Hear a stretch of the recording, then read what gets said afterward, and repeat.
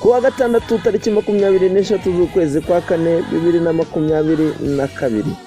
Iyo ni umunsi w'113 w'umwaka. Impano y'umunsi muri kumwe na Erneste NIYONSENGA. Ndakurwaniriye kandi ngutsindiye urugamba rukomeye rwari ruri imbere zawe.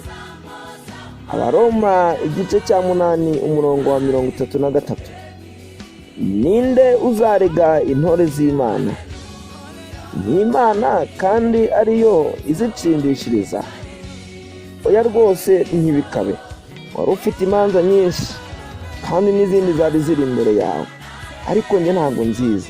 Ariko akira impano mwene data. Uwiteka Imana irakubwiye ngo akira impano ndagutsindishirije. Ntabwo nitaye ku mashuri wize, ntabwo nitaye ku kazi ufite, ntabwo nitaye ku cyubahiro ufite, ariko subiza umutima mu nda kuko Imana igutsindishirije.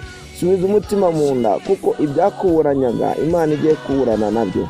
Subiza umutima mu nda kandi ujye mu gitereko kubera yuko utsinze urubanza. Iyo ni impano hawe. Akira impano mu izina rya Yesu Kristo kandi uyakire. Urakoze cyane Imana, urakoze kuko utsindishije abantu bawe. Urakoze cyane kuko uri Imana irebera hose icyarimwe, kandi uri Imana itarega intore zayo kandi ari izitsindishiriza. Urakoze kuko utsinze ibiturwanya, ibiduhiga ukabihiga. Mu izina rya Yesu Kristo, amen.